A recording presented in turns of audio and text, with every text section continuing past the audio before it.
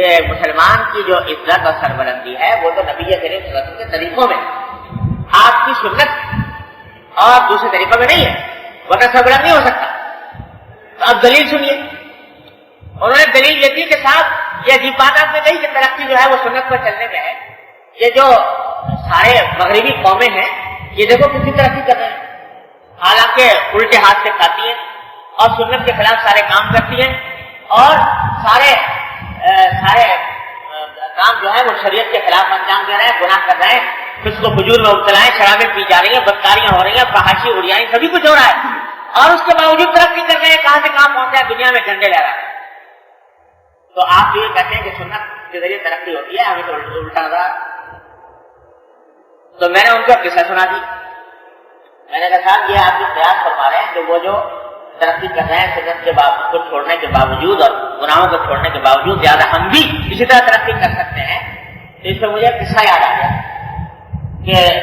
ایک شخص تھا، وہ کھجور کے درخت پہ چڑھ گیا،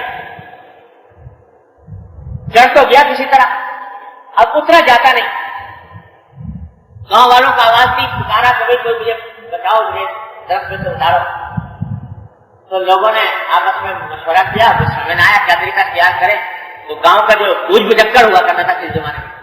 جو سارے گاؤں کا سب سے بڑا جینیس، تو اس کے پاس پہنچے اور جا کر کہا کہ بھائی یہ مسئلہ پیش آ گیا، وہ آدمی چڑھ گیا، اس کو اتارنا ہے، جس طرح اتارنا۔ تو اس نے کہا یہ تو کوئی مشکل کام نہیں، ایسا کرو کہ رسی لاؤ، رسا لاؤ، لے آئے رسا،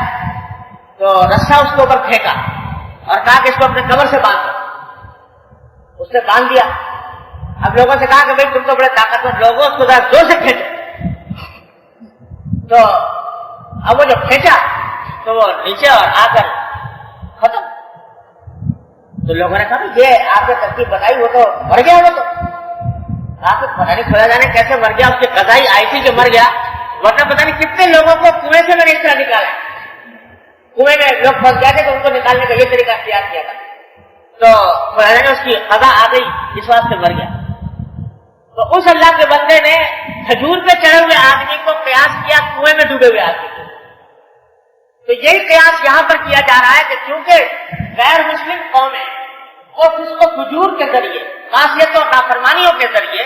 وہ ترقی کر رہی ہیں، تو ہم بھی ترقی کر جائیں گے۔ یاد رکھو اس مقام کا نام مسلمان ہے، جو لا الہ الا اللہ محمد رسول اللہ کے کلمے پر ایمان لائی ہے، وہ ترقی کبھی نہیں کر سکتی، پوری سر سے لے کر پاؤں تک ان کے طریقوں میں ڈوب جائے، سارے طریقے اختیار کر لیں اور اپنے آپ کو مسلمان کرنے کے باوجود وہ طور طریقے اپنا لے، ساری زندگی کبھی ترقی نہیں کر سکتی۔ یہ دعوے کے ساتھ نکلی گئی ہے۔ ہاں ایک مرتبہ معاذ اللہ اس اسلام کے چولے کو اپنے جسم سے اتار کیا تو کہ ہم مسلمان نہیں ہیں، پھر وہ راستے اختیار کرو، اللہ تعالیٰ تمہیں دنیا کے اندر بھی ترقی دے دے۔ لیکن یاد رکھو کہ جب تک